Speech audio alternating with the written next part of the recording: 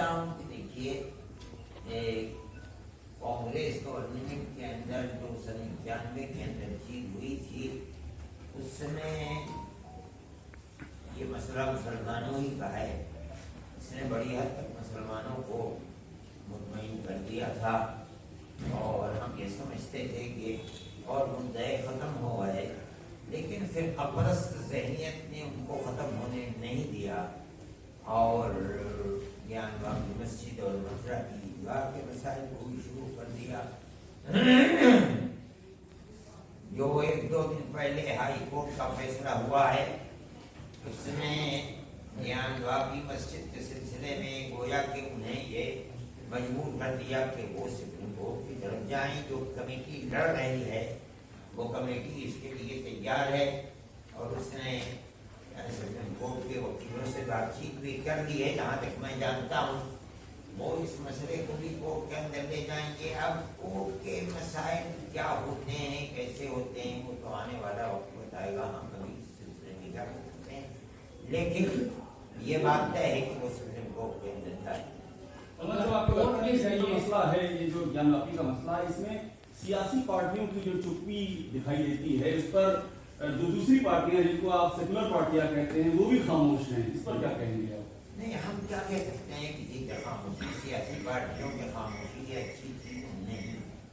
मैं ये समझता हूँ कि जिन्होंने कानून बनाया था उन्हें इस मसले के अंदर आगे आना चाहिए था, उनको कहना चाहिए था कि जो कानून बना था अब उस कानून के खिलाफ नहीं करना चाहिए। लेकिन अगर वो खामोश हैं तो खराब बात है। लेकिन सर कोर्ट का जो फैसला होता है, जैसे मान लेते सुप्रीम कोर्ट का फैसला था बाबरी मस्जिद और राम मंदिर को लेकर के, उसी तरीके से ज्ञानवापी को लेकर के आप कह रहे हैं आगे लड़ाई भी होगी, कोर्ट में लड़ाई होगी। सुप्रीम कोर्ट अगर कोई फैसला देती है तो क्या जमीयत उलमा हिंद जो है उसको एग्री करता है, मानेगा? मुल्क हमारा है, सुप्रीम कोर्ट हमारी है, हमने मुल्क के दस्तूर को बनाया है।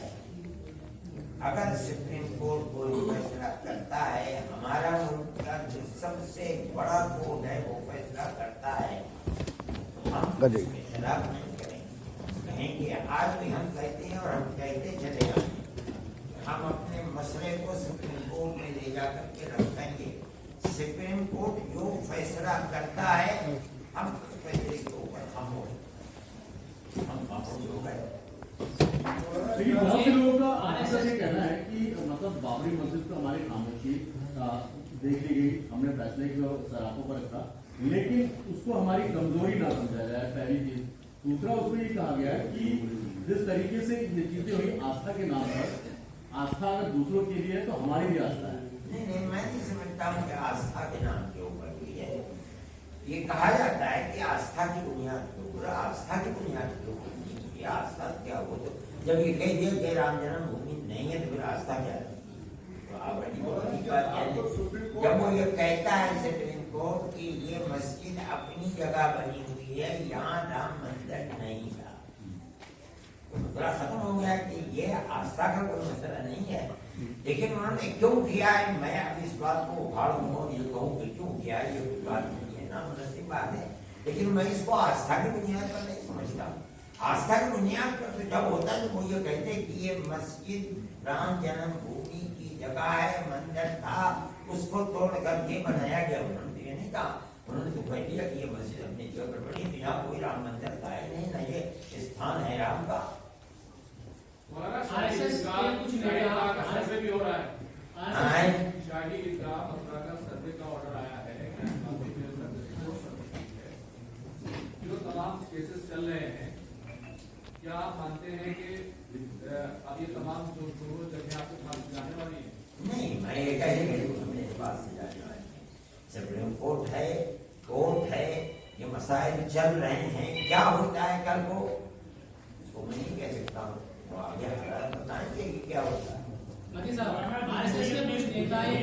चाहता हूँ, मैं ये समझता हूँ कि जब 91 का कानून आ चुका था तो अब बाबरी मस्जिद के सिवा किसी मस्जिद के मसले को उठाना नहीं चाहिए।